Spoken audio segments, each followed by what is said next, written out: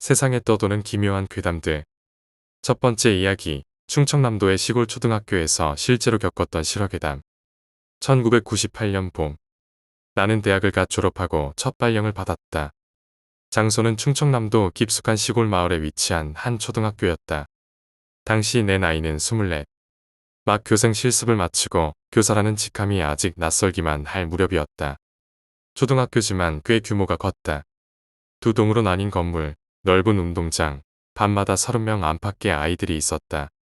학교는 언덕 위에 지어져 있어 뒤편으로는 뒷산이 병풍처럼 둘러싸여 있었고, 산 너머로는 논과 밭이 끝없이 펼쳐져 있는 그런 전형적인 시골 풍경이었다. 나는 뒷동 2층 2학년 1반의 담임을 맡게 되었다. 아이들은 해맑고 순수했으며 도시와 달리 서로 가족처럼 가까운 분위기를 풍겼다.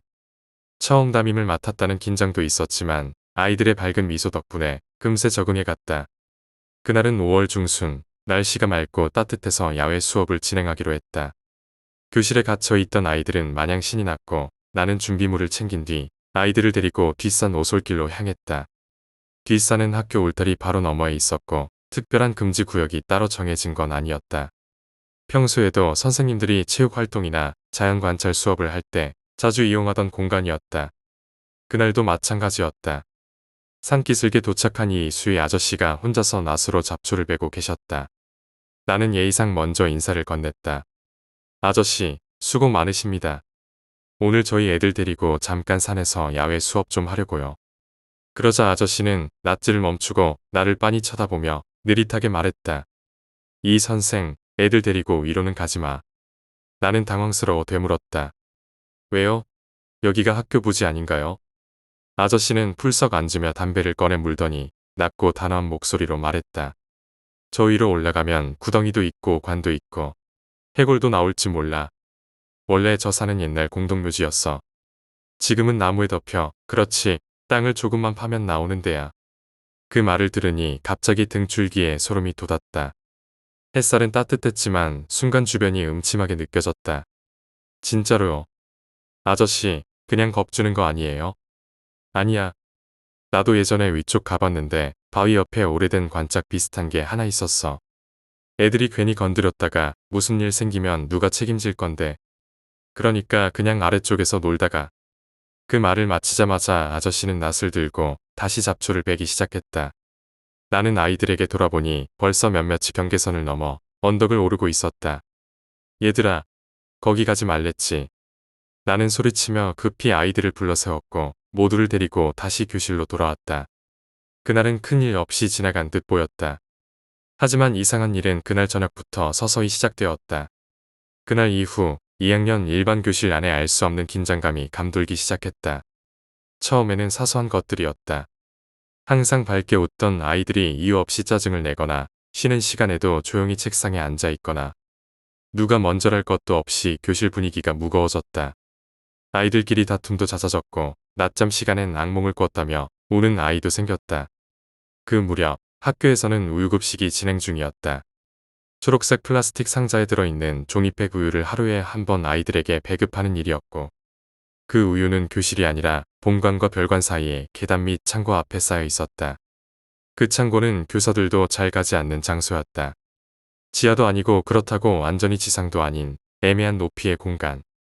잠긴 철문, 녹슨 자물쇠, 항상 습기가 가득한 공기, 무엇보다도 낮에도 빛이 거의 들지 않았다. 아이들 사이에서는 그곳에 대한 기묘한 소문이 돌고 있었다. 옛날에 말썽 부린 애들이 어떤 아이를 저기 창고에 가뒀는데 결국 못 나와서 죽었대. 밤마다 창고 안에서 누가 열어줘 하고 속삭이는 소리가 들린대. 귀신이 살고 있는 창고래. 아이를 데려가는 무서운 아저씨가 있다고 들었어. 이런 소문은 누가 처음 말했는지 알 수 없지만 아이들 사이에서 공공연한 사실처럼 퍼져 있었다. 그래서 우유 배식을 맡을 아이를 정하는 건 늘 어려운 일이었다. 어른들 눈에는 사소한 일이지만 아이들에게는 공포 그 자체였다. 결국 나는 성격이 야무지고 어른스러운 반장과 부반장에게 맡기기로 했다. 두 아이 모두 학급을 잘 이끄는 리더였고 책임감도 강했기에 내 제안을 받아들였다. 그런데 일이 벌어진 건 어느 흐리고 눅눅한 날이었다. 해는 뜨지 않았고 하늘은 구름으로 가득 차 있었다. 잔뜩 흐린 날씨는 괜히 기분을 껄끄럽게 만들었고 교실도 어둡고 무거웠다. 그날도 평소처럼 반장과 부반장이 우유를 가지러 갔는데 10분이 지나도 돌아오지 않았다. 평소라면 3분이면 될 거리였다. 내가 슬슬 불안해지기 시작하던 찰나 갑자기 교실 문이 벌컥 열렸다. 두 아이가 거의 비명을 지르며 뛰어들어왔다. 눈은 휘둥그레지고 얼굴은 핏기가 싹 가셨고 반장은 말도 제대로 잇지 못한 채 떨리는 목소리로 말했다. 귀신이 있어요. 나는 어이없다는 표정으로 다가갔다. 뭐라고? 귀신? 어디? 계단 밑 창고요. 잠긴 문 안에서. 누가? 말을 했어요. 문 안에서? 네. 우리가 우유를 가지려고 문 앞에 서 있었는데 안에서 누가 거기 있니? 하고 말했어요. 나는 아이들의 말을 믿지 않았다. 아이들이 어두운 날씨 때문에 겁먹었거나 아니면 장난을 친 것이라 생각했다. 그렇게 그 상황을 얼버무리고 넘어가려던 순간 교실 밖에서 또 다른 아이들의 비명이 들려왔다. 이번엔 5명, 6명, 그보다 더 많은 아이들이 교실 문으로 달려오며 비명을 지르고 있었다. 어떤 아이는 울고 있었고 어떤 아이는 말도 제대로 못한 채 몸을 떨고 있었다. 나는 깜짝 놀라 아이들을 진정시키며 무슨 일이냐고 물었다. 그러자 그중 한 아이가 조심스럽게 말했다. 저희 창고에 갔어요. 귀신이 있는지 궁금해서요. 근데 진짜로 안에서 소리가 났어요. 열어줘. 하고요. 순간 가슴이 철렁 내려앉았다. 아이들의 표정이나 말투가 장난이 아니었다. 단순한 장난이었다면 이 정도의 공포는 보이지 않았을 것이다. 나는 아이들을 다독인 뒤 직접 확인해보기로 마음먹었다. 혹시라도 창고에 누군가가 갇혀 있다면 큰일이었다. 시골이다 보니 주말이나 방과 후에 아이들이 몰래 학교에 들어와 숨바꼭질을 하는 일이 많았기 때문이다. 아이들과 함께 계단 밑 창고 앞에 도착했다. 철문은 여전히 굳게 잠겨 있었고 자물쇠도 녹슬어 있었다. 나는 손으로 문을 가볍게 두드렸다. 똑똑똑. 그리고 조용히 물었다. 거기 누구 있어요? 안에 있으면 대답해보세요. 잠시 정적이 흐른 뒤 정말로 안에서 무언가 대답했다. 네, 있어요. 정말로 안에서 누군가의 목소리가 들려왔다.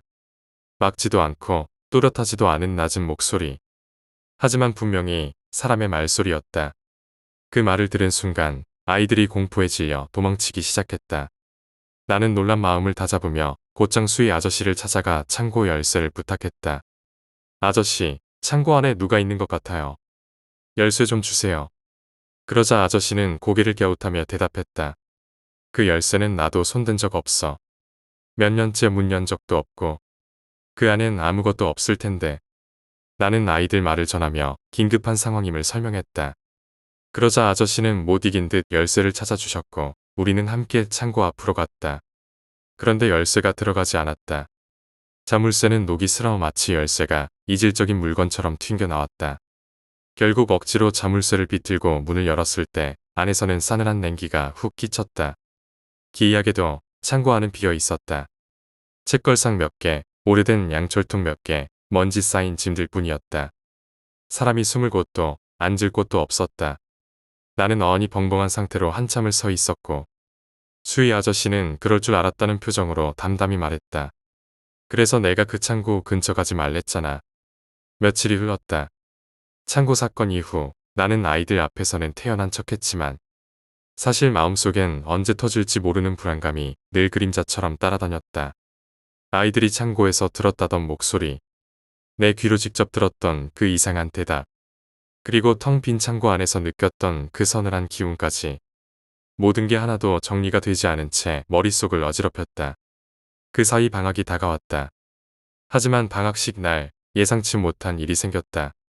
원래 살던 집 계약이 끝나면서 며칠간 임시로 머물 집을 찾기 어려운 상황이 되었다. 그래서 어쩔 수 없이 학교의 숙직실에서 며칠 지내기로 했다.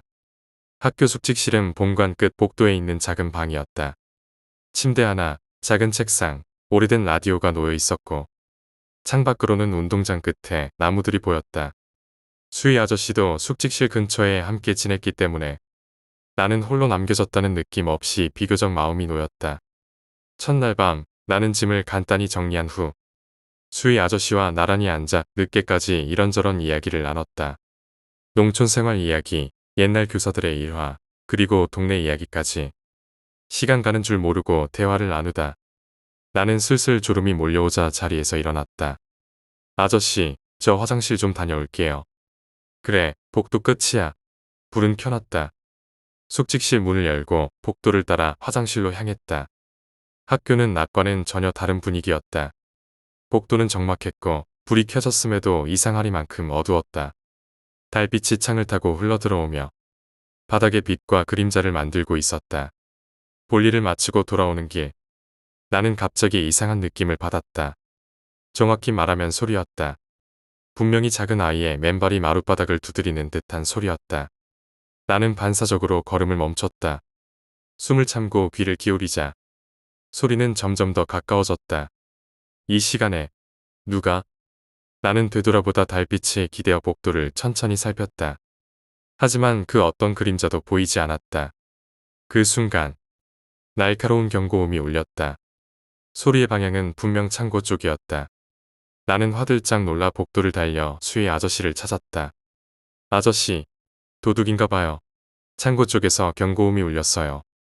그러자 아저씨는 고개를 끄덕이며 담담하게 말했다. 그 경고음, 그거 매일 자정만 되면 울려. 예? 매일요? 그럼 벌써 여러 번 들으신 거예요? 그래. 자정만 되면 항상 그 자리에 가서 확인해. 근데 희한하게도 가보면 아무것도 없어. 문도 멀쩡하고 안에도 아무도 없고. 나는 입을 다물지 못했다. 그럼 도대체 왜? 아저씨는 내 눈을 똑바로 보며 말했다. 그 경고음이 어디서 나는지 알아? 나는 조심스럽게 물었다. 혹시 뒷동 창고 앞인가요? 그래. 정확히 그 자리야. 그 계단 밑 창고 앞.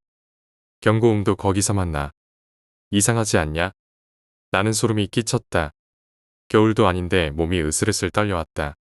그 창고, 우유를 보관하던 곳, 아이들이 귀신의 소리를 들었다던 그곳, 그리고 나 역시 그 안에서 있어요라는 목소리를 들었던 장소.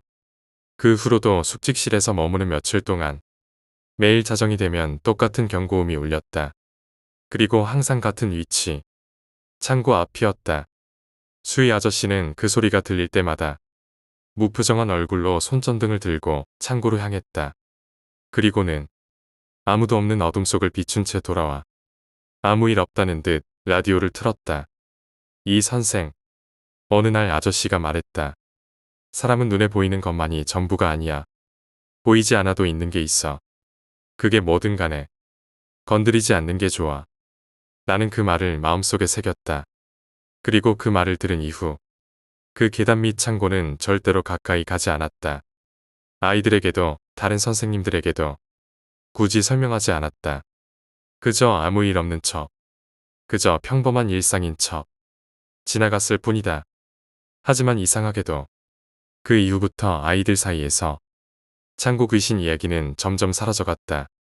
반장과 부반장은 그날 일을 언급하지 않았고 창고 근처에 가려는 아이도 없었다. 시간이 흘러 나는 다른 학교로 발령이 났다. 그 학교를 떠난 지는 오래되었지만 그날 밤 숙직실에서 들은 아이의 발소리 그리고 창고 문 안에서 들린 낮은 목소리는 20년이 넘은 지금도 내 귓가에 선명하게 남아있다. 내가 떠난 이후 그 학교는 한 번의 리모델링을 거쳤고 문제의 창고는 완전히 허물어졌다고 들었다. 하지만 그 자리에 새로 지어진 교실에서도 가끔 계단 밑 소리를 들었다는 소문이 들려왔다. 이제는 믿거나 말거나의 이야기지만 나는 알고 있다. 그 산 아래, 그 계단 밑 어딘가에는 아직도 누군가가 존재하고 있다는 것을. 그리고 그 존재는 아직도 누군가를 기다리고 있다는 것을. 두 번째 이야기, 할머니가 길고양이로 환생해서 나를 계속 지켜보는 걸까? 나는 7남매 중에서도 특별히 사랑을 많이 받은 손자였다. 그 이유는 아마도 할머니와 함께한 시간이 가장 많았기 때문일 것이다. 부모님은 맞벌이를 하셨고 나는 어릴 적부터 거의 대부분의 시간을 할머니와 함께 보냈다. 말을 배우고 걷고 넘어지고 울고 웃는 모든 순간에 항상 할머니가 곁에 계셨다. 우리 가족은 형편이 넉넉한 편이 아니었다. 할머니는 새벽마다 무거운 손수레를 끌고 동네를 돌며 폐지를 모으셨다. 가끔은 고물상에서 몇 푼 안 되는 돈을 받기 위해 한여름에 떼약볕 아래서도 묵묵히 폐지를 정리하셨고 겨울에는 손이 얼어붙어도 투정 한마디 없으셨다. 그렇게 모은 돈을 할머니는 1,000원, 2,000원 단위로 고스란히 세탁기 밑에 숨겨두셨다. 그리고 내가 집에 오면 조심스레 그 돈을 꺼내 주름진 손으로 내 손바닥에 꼭 쥐어주셨다. 나나야, 이걸로 맛있는 거 사 먹어라. 그 돈은 세상 그 무엇보다 따뜻했다. 그건 단순한 지폐가 아니라 사랑이 담긴 정성과 마음이었기 때문이다. 나는 할머니를 단지 할머니로만 느낀 적이 없었다. 오히려 또 하나의 어머니라는 생각이 더 맞았다. 엄마보다 더 자주, 더 가까이 나를 안아주고 돌봐주신 분이기 때문이다. 하지만 그런 할머니가 내 나이 11살 되던 해 세상을 떠나셨다. 그날은 지금도 또렷하게 기억난다. 나는 어느 날 밤 이상한 꿈을 꿨다. 꿈속에서 할머니가 내 앞에 서 계셨다. 그 모습은 평소처럼 검은 고무신의 회색 조끼, 그리고 희끗한 머리. 익숙한 모습이었지만 표정은 어딘가 이별을 준비한 사람처럼 잔잔하고 슬퍼 보였다. 할머니는 내게 다가와 말했다. 나나야, 밥 잘 먹고 잘 살아야 한다. 그 말을 듣는 순간 나는 눈물을 흘리며 잠에서 깼다. 아직 새벽이었고 방 안은 고요했다. 나는 이상한 기분을 지울 수 없었다. 그리고 그날 저녁 부모님이 내 손을 붙잡고 말했다. 우리 할머니 보러 가자. 우리가 향한 곳은 장례식장이었다. 그곳에는 수의에 쌓인 채 차가운 모습으로 누워 계신 할머니가 있었다. 할머니는 나와 마지막 인사를 하기 위해 꿈속에 다녀가신 것이었다. 그때부터 나는 밤마다 할머니가 다시 꿈에 나와주길 바랐다. 사진을 베개 밑에 넣고 잠이 들었고 잠들기 전엔 꼭 할머니를 떠올렸다. 하지만 이상하게도 그 이후로 단 한 번도 할머니는 꿈에 나타나지 않으셨다. 세월은 흘러 나는 대학에 들어가 20살이 되었다. 그리고 어느 날 밤 오래 기다렸던 그 일이 일어났다. 그날 밤 나는 꿈속에서 TV를 보고 있었다. 그런데 갑자기 초인종 소리가 들렸다.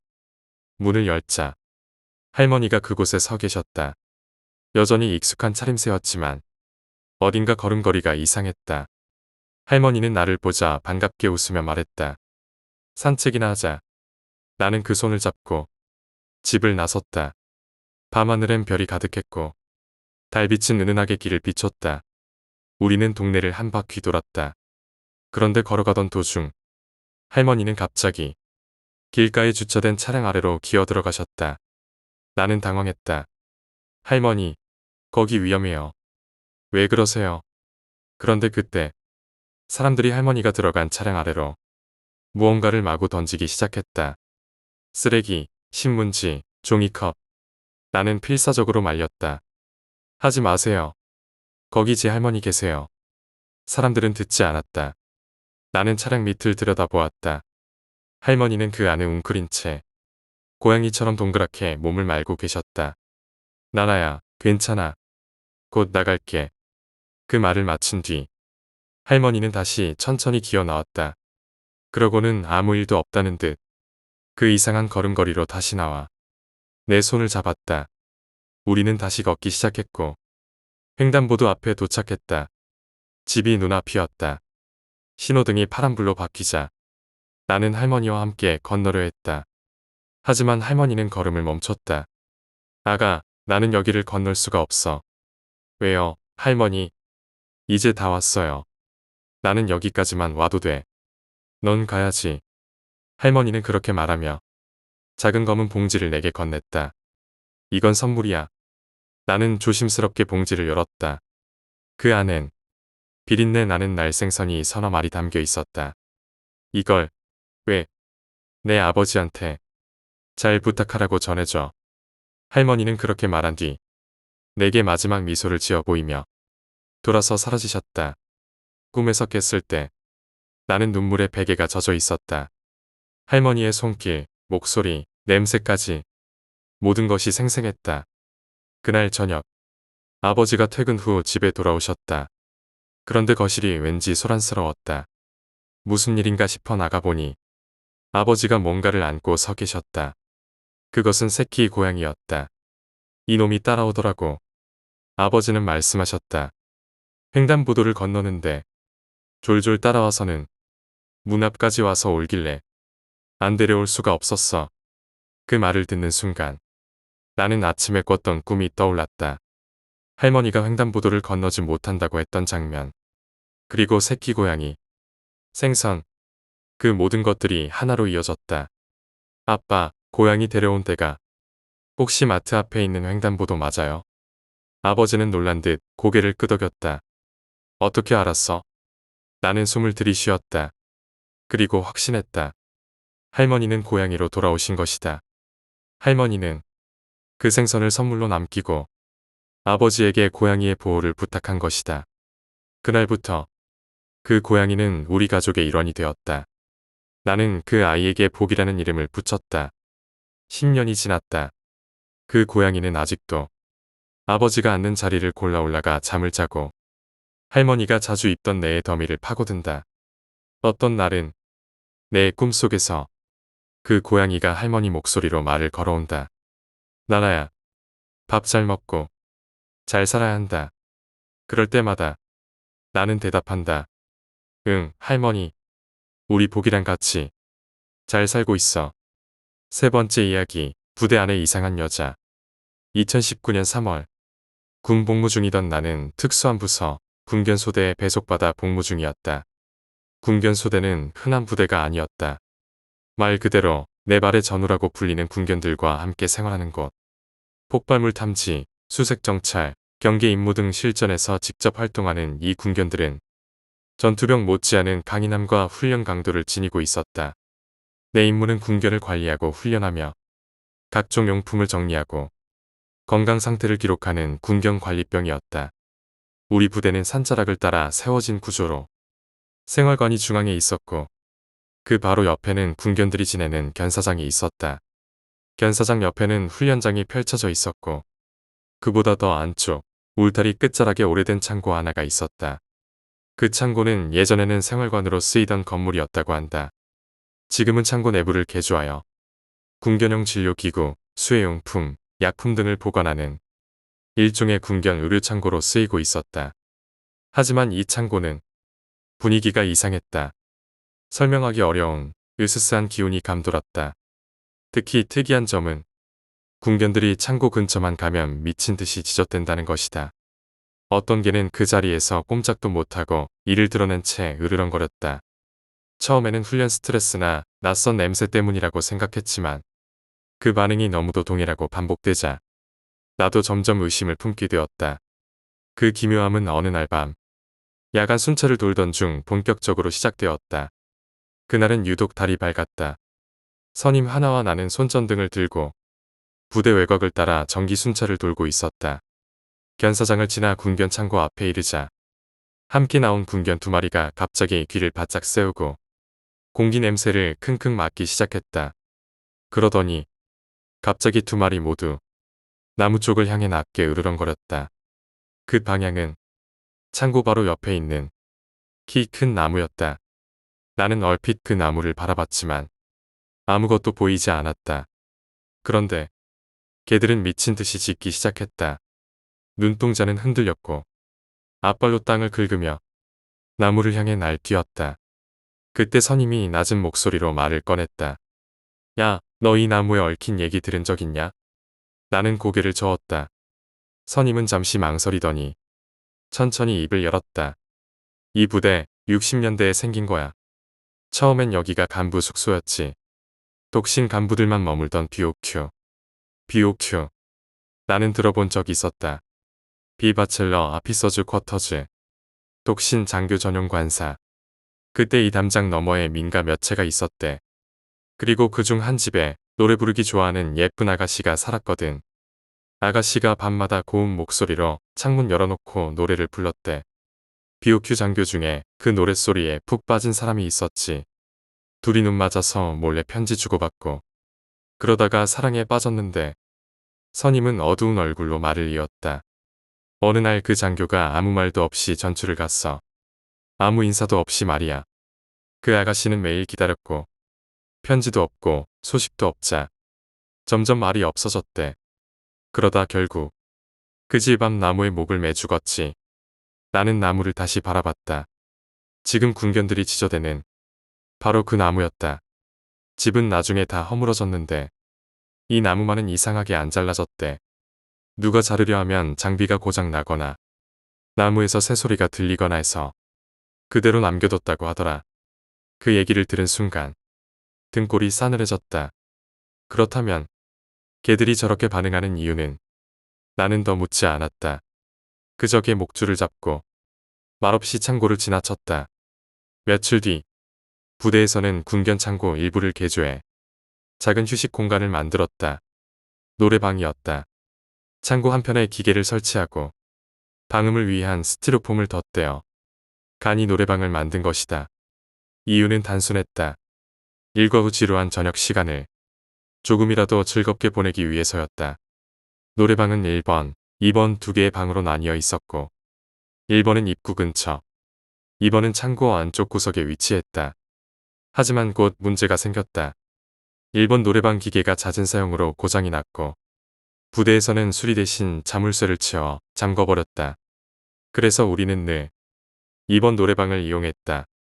그러던 어느 날 저녁 나와 곽상병, 심상병 셋이서 노래방에 갔다. 스트레스를 풀 겸 신나는 노래를 부르며 시간을 보냈다. 그런데 네 곡쯤 부른 후 곽상병이 화장실에 다녀온다며 밖으로 나갔다. 우리는 계속 노래를 불렀고 시간이 제법 지났지만 곽상병은 돌아오지 않았다. 처음에는 대수롭지 않게 생각했다. 그러다 이상한 기분이 들어 밖으로 나가 곽상병을 찾았다. 하지만 화장실에도 창고 주변에도 그는 없었다. 다시 노래방으로 돌아가려는데 멀리서 희미하게 노래소리가 들렸다. 하지만 그건 우리가 부르던 노래가 아니었다. 어디선가 낯선 가락에 슬프고도 처연한 민요 같은 곡이 들렸다. 나는 그 소리가 나는 쪽으로 다가갔다. 그 소리는 잠겨 있어야 할 1번 노래방에서 흘러나오고 있었다. 설마 기계 고쳤나? 나는 문을 열었다. 자물쇠는 풀려 있었고 노래방 문은 아주 살짝 열려 있었다. 그 틈 사이로 나는 곽상병의 뒷모습을 보았다. 그는 TV 화면 앞에 멍하니 서 있었다. 노래를 부르고 있지도 않았고 그냥 가만히 서서 화면을 응시하고 있었다. 야, 기계 고장 났던 거 고친 거야? 뭐 하는 거야 거기서? 나는 다급하게 말을 걸었지만 곽상병은 대답하지 않았다. 몸도 움직이지 않았다. 나는 곽상병의 어깨를 흔들었다. 그 순간 곽상병의 몸은 힘없이 바닥으로 고꾸라졌다. 그는 기절해 있었다. 그리고 그날 이후 부대는 1번 노래방을 포함한 창고 전체를 폐쇄했다. 곽상병은 기절한 채 병사들의 부축을 받아 의무실로 옮겨졌다. 그날 밤 부대 안에는 정적이 흘렀다. 누구도 그가 왜 쓰러졌는지, 어떻게 1번 노래방 안에 들어가 있었는지 함부로 입을 열지 못했다. 창고는 즉시 봉쇄되었고 모든 노래방 사용은 금지되었다. 간이로 설치되었던 기계들은 철거되기 전까지 철문으로 잠겼고 누구도 그 앞을 지나가지 않았다. 며칠 후 곽상병은 몸을 추스르고 진술서를 제출했다. 하지만 그 내용은 도저히 믿기 어려운 이야기로 가득 차 있었다. 곽상병은 말했다. 그날 화장실을 다녀온 그는 다시 2번 노래방으로 향하려고 걸어가던 중 무심코 1번 노래방 쪽에서 문이 살짝 열려 있는 것을 보았다. 분명 고장 났던 곳인데 순간 호기심이 동했다. 문틈 사이로 보인 건 희미한 불빛과 그 안에서 무언가 움직이는 그림자였다. 흐릿하고 흔들리는 실루엣은 마치 아이가 방 안을 뛰어다니는 듯 보였다. 곽상병은 직감적으로 이상하다는 걸 느꼈지만 그 발걸음을 멈추지 않았다. 그리고 문을 열고 안으로 들어갔다. 그 순간 낯선 노래가 잔잔히 울려 퍼지기 시작했다. 그건 우리가 알고 있는 가요도 팝송도 아니었다. 민요였다. 하지만 기계에서 흘러나온다고 믿기엔 너무나 생생하고 선명했다. 마치 바로 곁에서 누군가가 직접 부르고 있는 것 같았다. 가시리, 가시리 있다. 느릿하고 처연한 음조. 들리는 순간 심장이 조여오는 듯한 느낌이 들었다. 곽상병은 도망치려 했다. 하지만 몸이 움직이지 않았다. TV 화면을 꺼보려 다가가는 그 순간 갑자기 문이 쾅 하고 닫혔다. 그와 동시에 기계 화면 뒤로 정체 모를 형체가 스르륵 나타났다. 흰 저고리에 검은 긴 머리를 늘어뜨린 여자. 피눈물을 흘리는 듯한 그 눈은 화면 안이 아니라 화면 밖 곽상병을 바라보고 있었다. 여기 왜 왔어? 그 목소리는 낮고 갈라지고 쓸쓸하면서도 이상하게 사무쳤다. 곽상병은 눈을 감았다. 기도했다. 보지 말자. 보지 말자. 사라질 거야. 하지만 다시 눈을 떴을 때 그 여자는 곁에 서 있었다. 그녀는 고개를 기울이며 곽상병의 행동을 그대로 따라했다. 고개를 끄덕이면 끄덕이고 고개를 돌리면 돌리고 뒤로 물러서면 같이 다가왔다. 그러다 어느 순간 그 여자의 입이 귀까지 찢어지며 이상하게 벌어졌다. 그리고 그 입에서 기계음 같은 사랑가, 사랑가, 사랑가 라는 노랫소리가 울려 퍼졌다. 곽상병은 비명을 지르려 했지만 소리는 나오지 않았다. 그 여자는 그의 앞으로 다가와 팔을 벌리며 안았다. 그 순간 곽상병은 그대로 정신을 잃었다. 그리고 그와 동시에 내가 방에 들어와 그의 어깨를 흔들었을 때 그의 몸은 풀린 실타래처럼 바닥에 쓰러졌던 것이다. 진술이 끝난 뒤 부대 간부들은 회의를 거쳐 창고 전체를 무기한 폐쇄했다. 문은 용접으로 잠겼고 모든 전기 설비도 철거되었다. 그 자리에 남겨졌던 기계는 수거의 본사로 보내졌는데 놀라운 사실이 발견되었다. 1번, 2번 노래방 모두 K사와 T사라는 서로 다른 업체의 기계를 사용하고 있었고 그 어느 기계에도 사랑가라는 노래는 등록되어 있지 않았다. 소름 끼쳤다. 그날 이후 곽상병은 본인의 요청으로 다른 생활관으로 이동되었다. 이야기는 순식간에 궁변소대 전체에 퍼졌고 신병이 들어올 때마다 전설처럼 전해졌다. 창고 노래방에 귀신이 산다. 밤에 민요가 들리면 절대 뒤돌아보지 마라. TV 화면 속 여자와 눈을 마주치지 마라.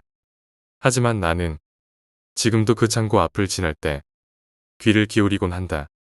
그리고 아주 가끔 달이 유난히 밝은 날 밤엔 그 노래가 멀리서 들려오는 듯한 착각에 빠진다. 가시리, 가시리 있다. 그 소리는 점점 멀어지다. 어느 순간 내 바로 옆 귓가에서 속삭이듯 속삭인다. 왜 그날 문을 열었어. 나는 지금도 그 대답을 할 수 없다. 네 번째 이야기, 저승사자. 나에게 어머니는 늘 조금 특별한 존재였다. 어렸을 때는 그저 다정하고 조금 예민한 엄마라고 생각했지만 어느 날부터인가 나는 어머니가 보통 사람이 아니라는 걸 깨달았다. 그 깨달음의 시작은 어릴 적 기억 저편 아주 희미한 장면이었다. 밤이면 잠을 제대로 못 이루던 어머니를 위해 외할머니는 식칼을 수건에 싸서 어머니의 베개 밑에 조심스럽게 넣어주셨다. 나는 그것을 어린 눈으로 이상하게 바라봤다. 왜 칼을 이불 밑에 두는지 그 행동이 의미하는 바를 이해하지 못했기 때문이다. 또 어떤 날은 출장 중인 아버지를 대신해 어머니가 내 방으로 들어오셔서 나와 함께 잠을 청하셨다. 그런 일들이 반복될 때마다 나는 그저 어머니가 혼자 자는 걸 무서워하시는 줄로만 알았다. 하지만 지금 와서 돌이켜보면 그건 단순한 무서움이 아니었다. 어머니는 매일 밤 무언가를 보았고 그로 인해 끊임없이 불안에 시달리고 있었던 것이다. 그 진실을 알게 된 건 어른이 된 후 점집에 갔을 때였다. 그날 처음 본 무당은 내가 아무 말도 꺼내기 전에 단번에 말했다. 엄마가 다 보고 있구만. 근데 왜 나한테 뭘 물으러 왔어? 그 말은 내게 전율처럼 다가왔다. 나는 말문이 막혔고 이내 모든 의문이 풀렸다. 우리 어머니는 진짜 보는 사람이었던 것이다. 그 후로 나는 어머니의 꿈 이야기를 들을 기회가 많아졌다. 특히 잊을 수 없는 건 어머니가 10살 무렵 처음으로 꿨다는 꿈 이야기였다. 그날 밤 어머니는 깊은 잠에 빠져 있었다. 그런데 갑자기 뚜벅 어딘가에서 다가오는 발소리가 들렸다. 눈을 떠보니 방 안은 캄캄했고 누군가 문을 열고 들어오는 소리가 들렸다. 그리고 그 발은 시커먼 구두를 신고 있었고 방 안을 조용히 돌아다녔다. 마치 무언가를 찾는 듯한 움직임이었다. 어머니는 몸을 움직일 수 없었다. 그저 눈만 깜빡이며 그 검은 발이 방 안을 휘젓는 모습을 가만히 지켜볼 수밖에 없었다. 얼마 지나지 않아 그 발은 문을 열고 나갔다. 그 순간 어머니는 숨을 몰아쉬며 깨어났다. 그리고 그 다음 날 집안은 발칵 뒤집어졌다. 외할아버지가 자다가 심장마비로 돌아가신 것이다. 그날 이후 어머니는 두려움 속에 밤마다 잠드는 것이 고통이 되었다. 어머니의 꿈속에는 죽은 이들이 찾아왔다. 말을 걸고 손을 뻗고 때로는 아무 말 없이 서 있기도 했다. 그 중에서도 잊을 수 없는 꿈이 하나 더 있다. 어머니가 30대에 접어들 무렵 다시금 그 익숙한 발소리가 꿈에 나타났다. 뚜벅. 이번에는 꿈이라고 믿기 어려울 정도로 또렷하고 현실 같았다. 어머니는 이불을 덮고 꿈이 끝나기를 기다렸다. 하지만 이틀 뒤 외숙모가 젊은 나이에 급작스럽게 세상을 떠났다. 그 뒤로 어머니는 점점 말수가 줄어들었고 가족들에게 꿈 이야기를 꺼내는 일도 조심스러워졌다. 하지만 가장 강렬했던 꿈은 내가 갓난아기였을 때 꾸신 꿈이었다. 그날 밤 어머니와 아버지 그리고 갓 태어난 나는 한 방에서 잠들어 있었다. 끝방에는 증조할머니가 혼자 주무시고 계셨다. 어머니는 늘 그렇듯 잠결 속에서 문이 열리는 소리를 들었다. 그리고 이번엔 그 소리와 함께 정체불명의 남자가 방으로 들어왔다. 검은 갓을 쓰고 검은 도포를 입었으며 검은 신발을 신은 그 남자는 천천히 방 안으로 걸어왔다. 어머니는 두려움을 억누르며 용기를 내 물었다. 누구세요? 남자는 대답하지 않았다. 다만 어머니의 이불을 확 젖히더니 잠시 멈칫했다. 아닌데. 그리고는 아버지 쪽으로 가서 이불을 젖혔다. 아닌데. 마지막으로 나를 바라보며 천천히 걸어왔다. 어머니는 그를 막아서려 했다. 이봐요. 누구시냐고요? 왜 저희 집에 와서 이러세요? 그 남자는 그 어떤 말도 하지 않았다. 그저 내 이불을 조용히 젖히고 나를 바라보며 말했다. 이 집이 맞는데. 그리고 조용히 방문을 열고 사라졌다. 다음 날 아침 어머니가 잠에서 깼을 때 끝방에서 TV 소리가 들렸다. 증조할머니 방이었다. 문을 열고 들어가 보니 그분은 싸늘한 시신으로 누워 계셨다. 그 이후 어머니는 꿈을 꾸는 것이 두려움을 넘어 운명처럼 여겨졌다. 그리고 시간이 흘러 재작년부터 어머니는 더 이상 그런 꿈을 꾸지 않게 되셨다. 하지만 그 순간부터 이상한 일이 생겼다. 이제는 내가 그 꿈을 꾸기 시작한 것이다. 어느 날 밤 나는 꿈속에서 흰 소복을 곱게 차려입은 외할머니를 만났다. 그분은 조용히 내게 다가오며 말씀하셨다. 혹시 나 밥 한 숟갈 줄 수 있니? 나는 당황했지만 문을 열어드리고 밥을 차려드렸다. 외할머니는 조용히 밥을 드셨고 돌아가시기 전 말씀하셨다. 내가 1년에 한 번 올 수 있을까? 밥 좀 챙겨줄 수 있겠니? 그럼요. 언제 오세요? 4월 11일도 좋고 12일도 좋고 13일도 괜찮아. 꿈에서 깬 나는 등에 식은땀이 흥건했다. 4월 11일. 그날은 내 생일이었다. 어딘가 꺼림칙한 기분이 들어 외삼촌에게 전화를 걸었다. 외할머니의 묘를 관리하고 계신 외삼촌은 조용히 말씀하셨다. 사실 내가 세례를 받아서 제사를 안 지내. 그 말을 듣는 순간 모든 퍼즐이 맞춰졌다. 외할머니는 자신의 제사를 챙겨달라며 손자인 내 생일을 빌려 찾아오신 것이었다.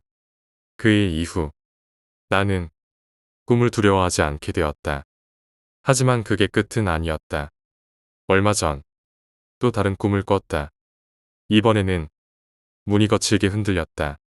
누군가가 문을 열어달라고 마구 두드리고 있었다. 나는 필사적으로 문을 막았다. 누구세요? 문틈 사이로 검은 갓을 쓴 남자가 보였다. 그는 조용히 말했다. 내가 너희 집에서 데려가야 할 사람이 있어서 그래. 나는 숨을 죽인 채 문을 꼭 붙들었다. 그 꿈은 그렇게 끝났다. 그리고 나는 한 가지를 깨달았다. 어머니가 꾸던 꿈의 바통은 이제 나에게 넘어온 것이다. 사람들은 저승사자의 꿈이 흉몽이라고 말하지만 어머니는 늘 말했다. 저승사자와 말을 나누면 두려움을 이겨내는 거야. 그건 좋은 징조야. 나는 아직 그를 따라갈 준비가 되어 있지는 않다. 하지만 다시 그가 찾아온다면 이번엔 질문을 던질 준비가 되어 있다. 당신은 누구를 데리러 온 겁니까? 5번째 이야기, 파견 근무. 중국 시안. 나는 이 거대한 도시에서 외국계 기업의 안전팀장으로 파견되어 근무하고 있었다. 그 당시 회사는 현지 공장과 생산 라인이 바쁘게 돌아가고 있었고 나는 안전관리와 기계 검수, 직원들의 안전교육 등 매일같이 긴장 속에서 하루하루를 보내고 있었다. 숙소는 회사에서 제공해주는 아파트였다. 총 3개의 방이 있는 쉐어하우스 형태였고 나 포함 3명이 함께 생활했다. 다른 직원들은 이런 형태가 불편하다며 사비를 들여 따로 숙소를 구하기도 했다. 그중 한 명이 바로 후배 호균이었다. 호균은 말수가 적고 조용한 성격이지만 책임감 강하고 성실한 친구였다. 그가 선택한 숙소는 입주한 지 얼마 되지 않은 신축 고층 아파트였고 거실과 방, 부엌까지 넉넉한 34평의 공간에 혼자 살고 있었다. 처음엔 모두가 부러워했을 정도로 완벽한 공간이었다. 하지만 그 호균이 그 집으로 이사한 지 딱 2달이 지났을 무렵 다시 만난 그의 모습은 전혀 다른 사람이 되어 있었다. 마주한 순간 나는 눈을 의심했다. 184cm의 키에 항상 다부진 체격을 유지하던 그였는데 2달 만에 몸무게가 최소 10kg 이상은 빠져 있었다. 볼은 홀쭉했고 눈 밑에는 짙은 다크서클이 드리워져 있었다. 표정은 어둡고 말수는 현저히 줄어 있었으며 생기라고는 하나도 찾아볼 수 없었다.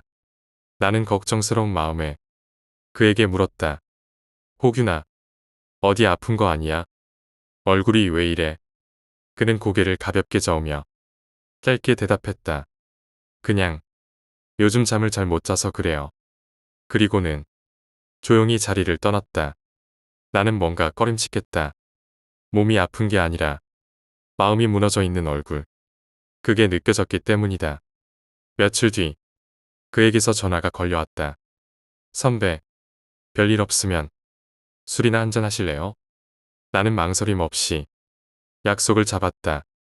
그날 밤 호균, 막내 기준이와 함께 근처 식당에 모였다. 분위기는 겉보기엔 평범했다. 기준이는 시시콜콜한 회사 이야기를 하며 웃었고 나도 맞장구를 쳤다. 그런데 호균은 술잔만 들고 계속 말이 없었다. 몇 잔을 마신 뒤 마침내 그가 입을 열었다. 사실은 그 집 도저히 못 있겠어요. 우리는 깜짝 놀랐다. 왜? 그렇게 좋은 집인데. 그러자 호균은 숨을 깊게 내쉬며 조용히 말했다. 이사 첫날부터 가위에 눌렸어요. 그것도 그냥 가위가 아니라. 그는 잠시 말을 멈췄다가 입술을 깨물며 말을 이었다. 잠결에 몸을 움직일 수 없는데 누가 목을 조르는 느낌이 났어요. 그런데 그게 사람 손이 아니었어요. 길고 축축하고 무겁고 그건 분명 머리카락이었어요. 기준이와 나는 소름이 끼쳐 말을 잃었다. 더 이상한 건 그 머리카락에서 비릿한 냄새가 났어요. 쇠 냄새요. 철물 녹슨 것처럼. 그는 말끝을 흐리며 눈을 감았다. 처음엔 악몽이라고 생각했는데 매일 밤마다 반복돼요. 심지어 깨고 나도 목에 머리카락이 감겨있는 느낌이 사라지질 않아요. 그는 그날 나를 만난 이유를 털어놓았다. 선배, 그 집에 있는 짐 좀 같이 빼주실 수 있을까요? 나는 잠시 머뭇거렸지만 표정만으로도 그가 얼마나 절박한지 알 수 있었다. 막내 기준이가 먼저 나섰다. 셋이서 가요. 같이 자고 내일 아침에 짐 싸서 나오면 되잖아요. 결국 우리는 셋이서 함께 그 집으로 향했다. 아파트에 도착하자 외관은 번듯했고 엘리베이터 안에는 잔잔한 음악이 흐르고 있었다. 하지만 그가 사는 집 현관 앞에 도착한 순간 나는 묘한 압박감을 느꼈다. 문을 열자 실내는 정돈되어 있었지만 차가운 공기가 감돌았다. 거실의 조명은 따뜻한 색이었지만 공기 속은 한기가 느껴졌다. 우리는 거실 중앙에 앉아 술을 한 잔씩 주고받았다. 하지만 호규는 한 모금도 마시지 못하고 계속 초조하게 시계를 바라보았다. 올 때가 됐어. 그가 중얼었다. 누가? 기준이가 물었다. 그 여자요. 그 말을 마치자마자 호규는 그대로 쓰러졌다. 우리는 그를 침대에 눕히고 기준이는 옆방에서 나는 거실 소파에서 잠을 청했다. 시간은 흐르고 어느새 새벽 3시. 그때였다. 나는 문득 비릿한 냄새에 눈을 떴다. 쇠, 피, 녹슨 철판 위를 핥은 듯한 그 익숙한 비릿함. 나는 본능적으로 베란다 쪽을 바라보았다. 그리고 그 순간 그녀를 보았다. 창문 아래 흰 옷을 입고 길게 머리카락을 늘어뜨린 여자가 엎드린 채 기어오고 있었다. 얼굴은 보이지 않았지만 그 여자는 천천히 마치 기어다니는 벌레처럼 바닥을 타고 거실로 다가오고 있었다. 나는 숨이 막혔다. 심장이 터질 듯 뛰었다. 몸을 움직일 수 없었다. 그녀는 다가오더니 머리카락을 들어 내 목을 감쌌다. 서늘하고 축축하고 무거운 머리카락이 서서히 내 목을 조여왔다. 나는 그대로 의식을 잃었다. 다음 날 나는 식은땀에 흠뻑 젖은 채 자리에서 일어났다. 곁을 보니 기준이도 호균도 무사히 자고 있었다. 하지만 그날의 기억은 꿈이 아니었다. 그 이후 기준이는 병가를 내고 한국으로 돌아갔다. 몇 달 뒤 나 역시 휴가를 내고 한국에 나와 있었다. 어느 날 기준이에게 연락이 왔다.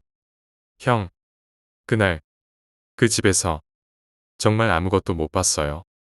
나는 잠시 망설였다. 그리고 고개를 저었다. 그러자 기준이가 낮은 목소리로 말했다.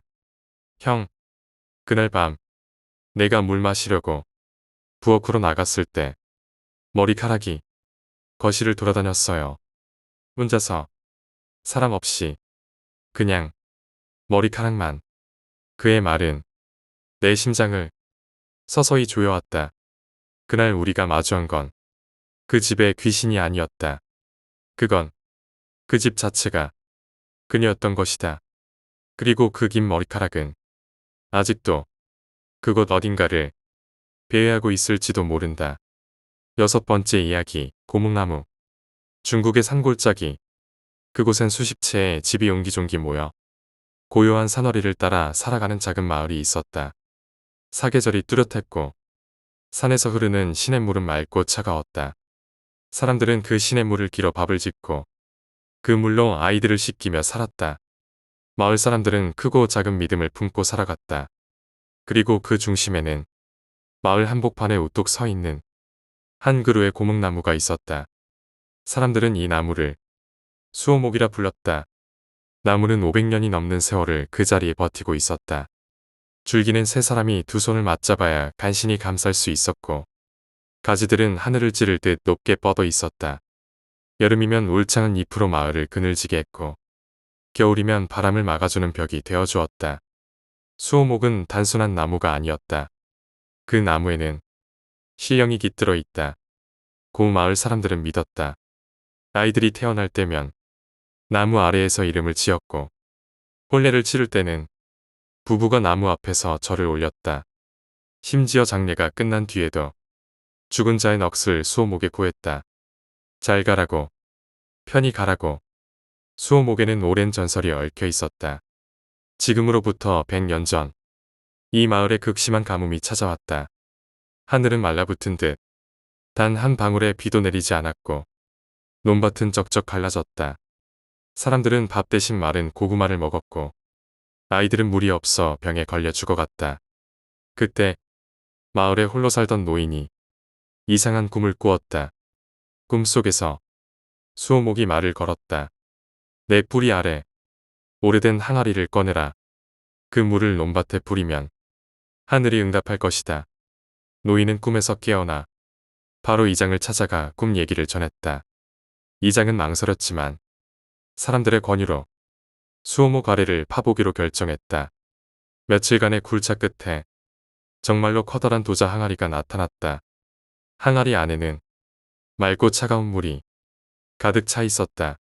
사람들은 그 물을 마을 주변 논과 밭, 우물에 뿌렸다. 그리고 다음 날 하늘은 까맣게 물들더니 기적처럼 비가 내리기 시작했다. 억수 같은 비가 마을 전체를 적셨고 메마른 땅은 생기를 되찾았다. 사람들은 수호목에게 감사의 절을 올렸다. 그 후로 수호목은 신의 나무로 불리며 그늘 하나, 잎사귀 하나조차 마구 만질 수 없는 신성한 존재가 되었다. 그 이야기는 오랜 세월을 넘어 지금도 사람들 입에 오르내리고 있다. 그러던 어느 해 마을에는 외지에서 온 한 남자가 찾아왔다. 그는 스스로를 학자라고 소개했다. 유명한 대학의 연구자였고 중국 전통 설화와 신화를 연구하는 인물이었다. 그는 마을의 풍경과 사람들 그리고 수호목에 반했다. 저 나무는 정말 위대하네요. 이런 나무는 책에서만 봤어요. 그의 눈빛은 호기심과 집착이 뒤섞인 듯 빛났다. 며칠 후부터 그는 수호목을 매일같이 찾아가 나무 아래를 기록하고 토양을 채취하고 잎사귀 하나하나를 들여다보며 메모장에 무언가를 끄적이곤 했다. 처음엔 마을 사람들도 그의 열정에 감탄했지만 시간이 흐르자 걱정스러운 시선을 보내기 시작했다. 학자가 자꾸 나무 밑을 파헤친대요. 밤에 몰래 혼자서 나무 밑에 있던 걸 봤어요. 이장은 그를 불러 조심스럽게 주의를 줬다. 수호목은 우리 마을의 혼입니다. 괜히 건드렸다가 무슨 일이 생기면 당신도 우리도 책임질 수 없어요. 학자는 고개를 끄덕였지만 그 밤 그는 곡괭이와 삽을 들고 다시 수호목 앞으로 향했다. 그리고 아무도 모르게 나무 밑을 파헤치기 시작했다. 그때였다. 바람이 갑자기 멈췄다. 매미 소리도 산새 소리도 모든 소리가 멎어버렸다. 그는 땅을 계속 팠다. 그 순간 나무가 신음하는 듯한 묘한 소리를 냈다. 그리고 땅이 진동하기 시작했다. 학자가 놀라 몸을 돌리려는 순간 수호목의 뿌리 하나가 땅 위로 솟구쳤다. 그리고 그를 휘가 맞다. 뿌리는 고사리 손처럼 끈끈하게 얽히며 그의 몸을 꽉 조였다. 그는 비명을 지르며 몸부림쳤지만 이미 벗어날 수 없었다.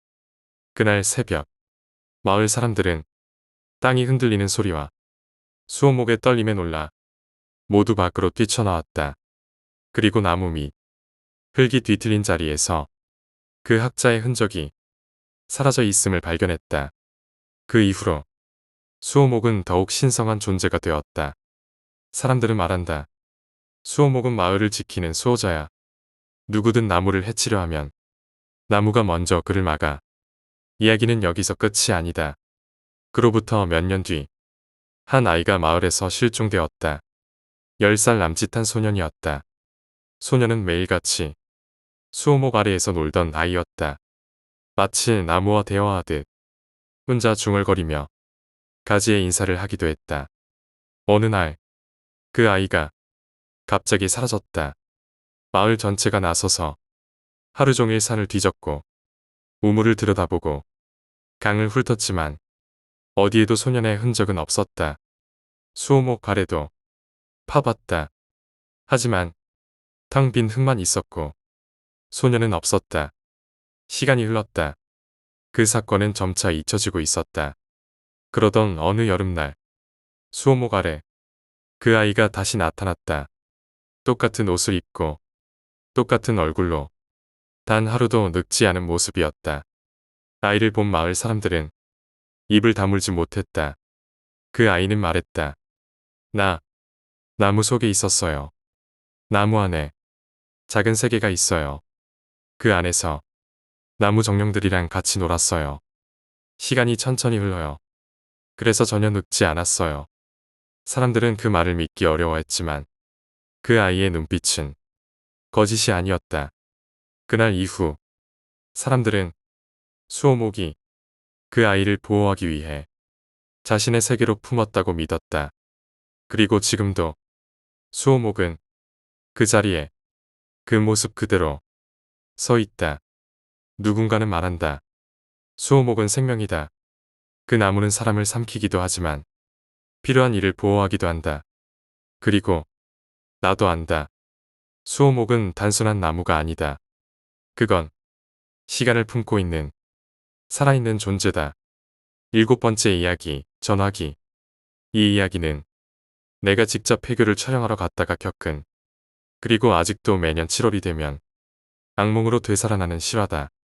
정확히는 경상남도 제2군 산중에 있는 봉제산 폐교에 대한 이야기다. 2021년 7월, 나는 공포 유튜브 채널을 운영하는 영상 제작자였다. 나를 포함해 총 4명의 팀원, 촬영 담당 수혁, 음향 담당 은지, 그리고 공포 장르에 미친 듯 빠져있던 나. 그날 우리가 도착한 곳은 폐교 중에서도 특이하게 기록이 없는 학교였다. 그게 이상했다. 보통 폐교가 되면 인터넷이나 기록물에 한두 줄 정도는 개교 연도나 폐교 연도라도 남는 법이다. 그런데 이 학교는 행정서류 어디에도 이름조차 없는, 그냥 존재하지 않는 학교였다. 현지 탐문 끝에 마을 어르신 한 분이 조심스럽게 입을 열었다. 거긴 애들 죽었어. 그것도 단체로. 우리는 멈칫했지만 카메라는 이미 돌아가고 있었고 사람들은 이런 걸 원하니까 입장을 강행했다. 학교는 산 중턱에 있었다. 정문은 녹슨 철문으로 잠겨 있었고 창문은 모두 검은 나무 판자로 막혀 있었다. 가장 이상했던 건 교무실의 유리문에 테이프로 막 붙어 있는 전화기 한 대였다. 다이얼 10도, 무선도 아닌 아주 오래된 유선 전화기. 빨간색 불이 깜빡이고 있었지만 전기가 들어올 리 없었다. 은지가 말했다. 배터리야. 전화기인데 불이 들어와. 나는 다가가서 수화기를 들었다. 수화음이 들렸다. 그 순간 등골이 오싹했다. 분명 전기선은 잘려 있었고 배터리가 들어갈 구조도 아니었기 때문이다. 우리는 분위기가 심상치 않다고 판단했지만 촬영 욕심에 일단 교실 쪽으로 들어갔다. 교실 안에는 먼지가 가득했지만 칠판에는 희미하게 살려주세요라는 글자가 남아 있었다. 누가 장난친 건가 싶었지만 문제는 그 글씨가 칠판 내부에서부터 써진 것처럼 뒤집힌 방향으로 쓰여 있었다는 거다. 우리는 교실마다 촬영을 이어갔다. 그날 밤 11시쯤 한 팀원인 수혁이 교무실 쪽에서 이상한 소리를 들었다고 말했다. 형, 전화기에서 소리가 나. 우리는 모두 같이 갔다.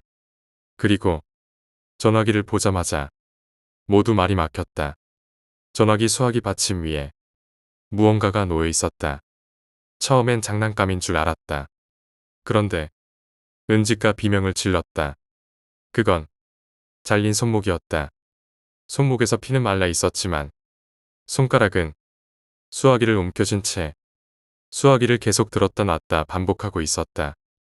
자기 의지를 가진 듯 딸칵 들고 딸칵 내려놓고 그 반복이었다. 우리는 비명을 지르며 교무실에서 뛰쳐나왔다. 그리고 그 순간 전화벨이 울렸다. 전화벨은 끊임없이 미친 듯이 요란하게 울려댔다. 나는 순간 정신을 차리고 카메라를 든 채 다시 교무실로 돌아갔다. 은지와 수혁은 말렸다. 제발 그만해. 하지만 나는 그 전화를 받았다. 여보세요. 자꾸 떨리는 목소리. 그건 분명 여자아이였다. 거기 있어요. 지금 어디에요? 실. 문. 닫히면 못 나가. 뚝.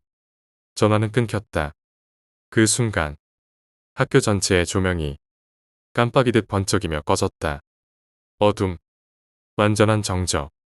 우리 셋은 손전등을 들고 서로를 붙잡은 채 거실 쪽으로 빠져나오려 했지만 현관은 굳게 닫혀 있었다. 밖에서는 분명 열고 들어왔던 문인데 철판처럼 단단히 잠겨 있었다. 그때 수혁이 뒤를 보며 비명을 질렀다. 저 손. 교무실 안. 전화기 위에 올려져 있던 잘린 손목이 바닥을 기어오고 있었다. 손가락으로 벽을 붙잡고 몸이 없는 그 손이 우리에게 다가오고 있었다. 기괴한 소리. 그 손이 벽을 타고 은지의 다리를 움켜잡았다. 은지는 넘어졌고 수혁은 그녀를 부축했지만 순간 학교 전체가 울렸다. 정말로 비명처럼, 울음처럼, 기계음처럼 학교가 웅웅 울기 시작했다. 문 열어줘 제발. 나는 소리를 지르며 교실 문을 두드렸고 그때 갑자기 전화벨이 또 울렸다. 이번엔 교실 안에서 문이 열렸다. 전화기, 교탁 위에 또 다른 수화기가 있었다. 그리고 그 위에 또 다른 잘린 손목이 수화기를 들고 있었다. 이제는 교실마다 전화기가 있었다. 모두 수화기를 들고 있었다. 우리는 달렸다. 끝도 없이 교실을 지나 복도를 달려 교무실로 돌아왔다. 그곳엔 처음 그 손목이 다시 전화기 위에 얌전히 올려져 있었다. 나는 마지막으로 전화기를 들었다. 제발 나가. 이제 그만. 전화선은 절단돼 있었고 손은 천천히 자기 위치로 돌아갔다.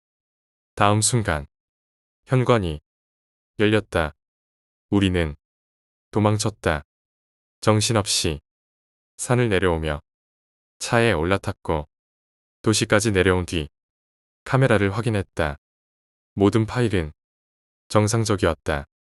단 하나를 제외하고 교무실 전화기를 촬영한 영상은 완전히 검은 화면으로 바뀌어 있었고 그 위에 빨간 글씨로 이렇게 적혀 있었다. 넌 들었어. 이제 넌 또 다른 손이 될 거야. 그 이후 우리는 영상 업로드를 포기했다. 파일은 지웠고 카메라는 버렸다. 하지만 매년 7월 13일 그날만 되면 내 핸드폰에 수신자 표시 없는 전화가 걸려온다. 수화기 너머로 낮고 갈라진 목소리가 들려온다. 살려줘. 그건 언젠가 누군가가 정말 마지막으로 외쳤던 말. 지금도 그 전화는 어디선가 계속 울리고 있을지 모른다. 그리고 그 전화기를 들게 되는 순간 또 다른 손이 생겨날 것이다.